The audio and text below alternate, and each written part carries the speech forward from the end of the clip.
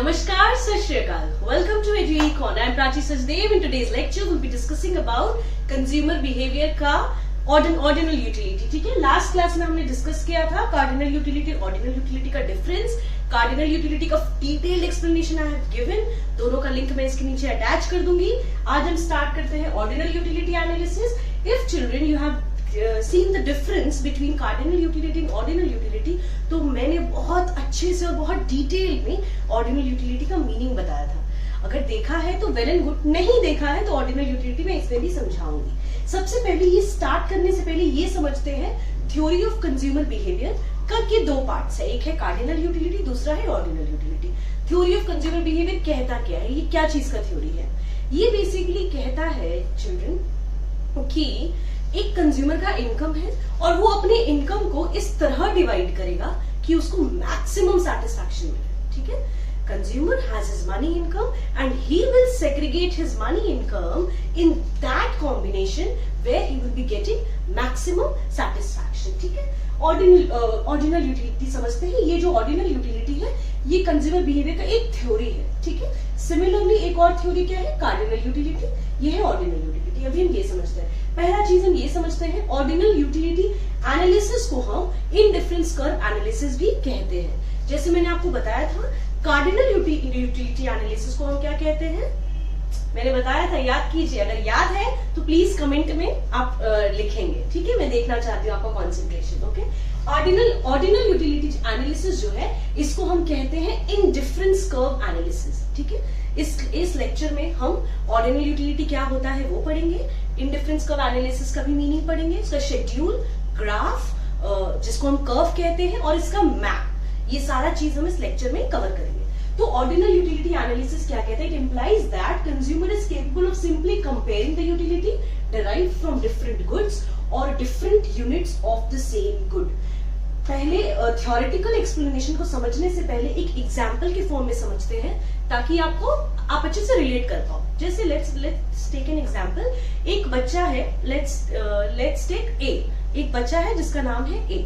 Okay, ये जो ए बच्चा है इसको मैंने 3 ऑप्शंस दिए हैं. ठीक है, मैंने उसे बोला आप चॉकलेट खाओगे, you eat chocolate, you eat pizza and you eat cold drink. तो उसने क्या किया, उसको जो सबसे ज्यादा पसंद था, सबसे ज्यादा उसके लिए जो उसको हैप्पी फील करा था वो था उसके लिए चॉकलेट. तो पहले उसने क्या खाया, चॉकलेट खाया. ठीक है, फिर उसको लगा कि नहीं, अब चॉकलेट के बाद तो मुझे पिज्जा खाना है, तो उसने खाया पिज्जा. थर्ड में उसने क्या लिया, उसने लिया कोल्ड ड्रिंक्स. तो उसने क्या किया, सेग्रीगेट कर दिया. ठीक है, रैंक दे दिया, ऑर्डर में डाल दिया. कैसे ऑर्डर में डाला, अपने सेटिस्फैक्शन के हिसाब से उसने ऑर्डरिंग कर दी, उसने रैंकिंग कर दी कि मुझे सबसे पहले चॉकलेट खाना है क्योंकि वो मुझे बहुत पसंद है, फिर मैं खाऊंगा पिज्जा क्योंकि वो मुझे पसंद है बट चॉकलेट की जितना पसंद नहीं है, फिर उसके बाद मैं पीऊंगा कोल्ड ड्रिंक. तो ये क्या है, ये उसने एक रैंकिंग दे दिया, उसने ऑर्डरिंग किया है. ठीक है, तो this is what ordinal utility analysis is. Ordinal utility जो है बच्चे ये मॉडर्न थ्योरी है. कार्डिनल यूटिलिटी जो था वो क्या था, ओल्ड मेथड था. ऑर्डिनल यूटिलिटी मॉडर्न कैसे है, you go to a restaurant nowadays, if you're going to any of the restaurant, you see the rankings, you see the ratings, and on that basis you decide which restaurant is best for you to go, है ना. Similarly ordinal utility भी यही करता है. Ordinal utility में भी rankings होते हैं, ऑर्डरिंग्स होते हैं. On that basis consumer decide करता है कि मेरे लिए क्या ज्यादा बेनिफिशियल है या मुझे क्या सबसे ज्यादा सेटिस्फैक्शन दे रहा है. ठीक है, आप समझ गए. अब हम बुकिश लैंग्वेज को समझते हैं. It implies that consumer is capable of simply comparing the utility derived from different goods और different units of the commodity. क्या बोल रहे हैं, कंज्यूमर जो है ये केपेबल है कंपेयर करने के लिए कि उसको सबसे ज्यादा सेटिस्फैक्शन कौन सा यूटिलिटी से डिराइव हो रहा है. वो डिफरेंट गुड्स और different units of the same good को यूज करने से पहले वो खुद डिसाइड करेगा कि क्या उसके लिए बेनिफिशियल है. जो भी यूटिलिटी उसको ज्यादा सेटिस्फैक्शन देगा वो उसको अपने हिसाब से ऑर्डर पे डालेगा, रैंकिंग पे डालेगा.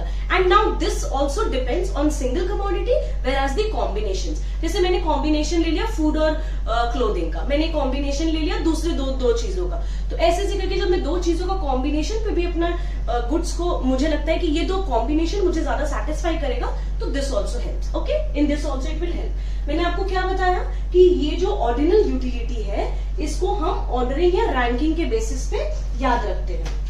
तो आप बच्चे ये याद रख सकते हो, आप याद रख सकते हो ये वर्ड ऑर्डिनल से ऑर्डरिंग, वर्ड ऑर्डिनल से ऑर्डरिंग आपको याद रहेगा। मैम ने बताया था कि ऑर्डिनल क्या बताता है, ऑर्डरिंग। तो जब आपको ऑर्डरिंग याद रहेगा तो ऑब्वियसली वो रैंकिंग भी याद रहेगा।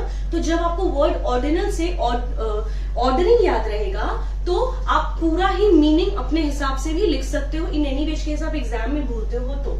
ऑर्डिनल से ऑर्डरिंग, रैंकिंग, रैंकिंग कैसा, first, second, third, fourth, fifth, sixth and so on, ठीक है। फिर ये क्या एक्सप्लेन करता है कि जो हाउस होल्ड है ये डिसाइड करेगा, makes decision with regard to his income choices and preferences. वो अपने मनी इनकम से जितना भी उसका मनी इनकम है, he is privilege to decide कि क्या वो खरीदेगा जिससे उसको मैक्सिमम सेटिस्फैक्शन मिल रहा है।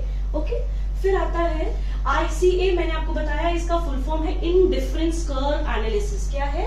Indifference curve analysis. ये डेवलप कौन किया है? ऑर्डिनल यूटिलिटी को ही ICA कहते हैं, मैंने बताया। ये डेवलप किसने किया है? ये डेवलप किया है पेरेटो ने, ठीक है। पेरेटो ने डेवलप किया था first indifference curve analysis, but there is a clause that इसको जो जिसने भी डेवलप, जैसे पेरेटो ने इसे डेवलप किया, ये फर्स्ट इकोनॉमिस्ट था, बट सब्सिक्वेंटली इसका जो फुल्ली डेवलपमेंट हुआ, मतलब और भी चेंजेस हुए विथ टाइम, तो ये किनके द्वारा हुआ? J.R. हिक्स और R.G. D Allen. तो ये बेसिकली कीवर्ड्स है। ये मैंने all cream points I have made for you. मैंने सारे क्रीम पॉइंट्स को यहाँ पे लिखा है।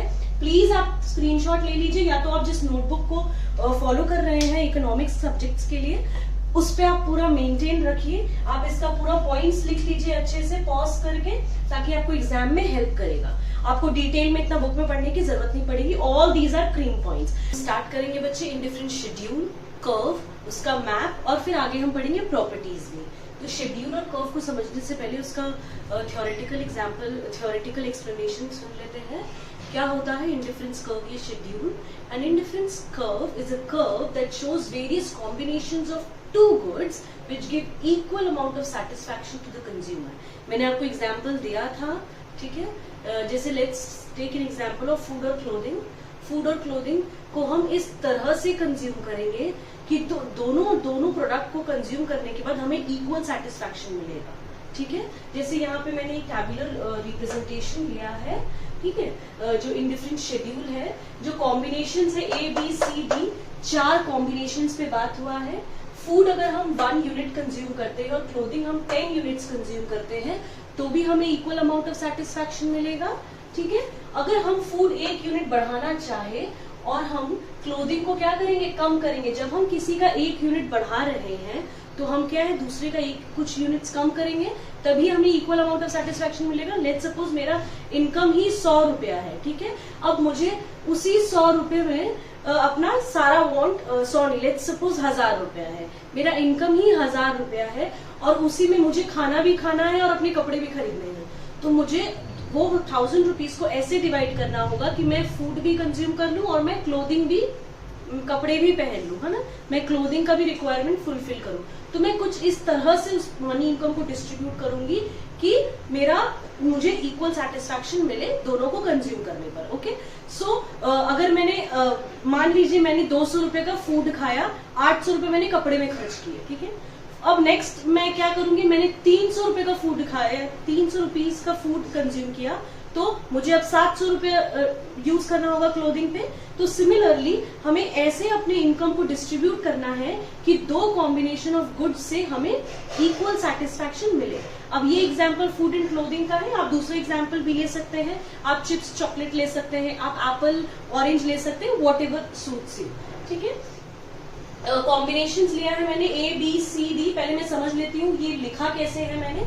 तो फूड में मैंने 1 2 3 4 किया है, हर पर 1 यूनिट बढ़ रहा है, तो यहाँ पे क्या है, यूनिट्स घट रही हैं। तो ये कैसे आया? आप सोचेंगे कि मैम ये 10 7 5 4 आप कहाँ से लाए हैं? तो ये कहाँ से आया है? 1 + 2 कितना होता है? 3, 3 + 3 6, 6 + 4 10। तो यहाँ पे हम लिख देंगे 10। समझ आया? फिर 10 - 3 7, 7 - 2 5, 5 - 1 4। इस तरह से ये टेबल बना है ना। फिर हम MRS निकालेंगे। मार्जिनल रेट ऑफ सब्स्टिट्यूशन क्या होता है? Marginal rate of substitution is the rate at which the consumer is willing to substitute one good with another. Okay, एक गुड को वो कम करता है, एक गुड को वो बढ़ाता है, तो दूसरे गुड को वो कम कर रहा है। ठीक है, change del x by del y, change in x and change in y का जो रेशियो होता है उसे हम MRS बोलते हैं। ठीक है, del x by del y, del x का मतलब है चेंज इन एक्स और डेल वाई का मतलब है change in y. Okay, so ये रेशियो कैसे आया? 1 और 10 में तो कुछ भी नहीं होगा, because we need 2 values to take out the change. हमें चेंज निकालने के लिए 2 वैल्यू तो चाहिए होगा ना, बिना 2 वैल्यू को कैसे हम निकालेंगे? आज मेरा 1000 रुपए इनकम है, कल मेरा 1200 होगा, तो 1200 और 1000 को माइनस करिए तब 200 आएगा। तो चेंज निकालने के लिए हमें 2 वैल्यू की रिक्वायरमेंट है, तो विच इज पहला वाला कुछ नहीं होगा, है ना। सेकेंड में क्या होगा? देखिए, क्लोथिंग हमारा कितना था? 10 से 7 हुआ, विच इज 3, और कम हुआ है ये, और ये 1 से 2 हो गया है, बढ़ गया है ये, तो 3:1, 7 minus 5 2, एंड 2 plus 1 is 3, तो 1 यूनिट यहाँ पे आ गया, तो 2:1। सिमिलरली ये 1:1। तो ये पूरा शेड्यूल है, जो मीनिंग मैंने आपको बताया था इंडिफरेंस कर्व का, वही आप शेड्यूल में भी लिख सकते हैं, केवल आपको टर्म इंडिफरेंस शेड्यूल यूज करना है। इंडिफरेंस कर्व क्या है? यही शेड्यूल को मैंने इधर लाया है। ठीक है, ये आपके कर्व के फॉर्म में है। ठीक है, तो देखिए बच्चे, जो मेरा OX एक्सिस है इसमें फूड मैंने लिया है। फूड क्या है? यूनिट्स ऑफ फूड है, और OY एक्सिस में मैंने यूनिट्स ऑफ क्लोथिंग लिया है। यही रिप्रेजेंटेशन मैंने यहाँ डाला है, 1 2 3 4, 1 2 3 4, 10 7 5 4। तो ऐसे इरेग्युलर टर्म्स में तो हम नहीं डाल सकते, इसलिए 2 4 6 8 10। ठीक है, अब हम क्या करेंगे? जब हम 1 यूनिट ऑफ फूड कंज्यूम कर रहे थे तो 10 यूनिट्स ऑफ क्लोथिंग हम कंज्यूम कर रहे थे। तो ये देखिए मैंने बनाया है, जब मैंने 2 यूनिट्स ऑफ फूड कंज्यूम किया तो मैं विद दैट मैं 7 यूनिट्स ऑफ क्लोथिंग कंज्यूम कर रही थी। 3 यूनिट्स ऑफ फूड पे मैं 5 यूनिट्स ऑफ क्लोथिंग कंज्यूम कर रही थी, और 4 यूनिट्स ऑफ फूड पे मैं 4 यूनिट्स ऑफ क्लोथिंग को कंज्यूम कर रही थी। With this combination, I was getting equal amount of satisfaction. Understood? अब इंडिफरेंस कर्व को हम आइसो यूटिलिटी कर्व भी बोलते हैं, ये याद रखिएगा। मैम ने बताया था indifference curve is also known as iso utility curve. And next एक और टर्म है, एक और चीज है इंडिफरेंस मैप। इंडिफरेंस मैप क्या होता है? जब when we are making indifference curve of various combinations, तो एक मैप बनता है, एक मैप बनता है।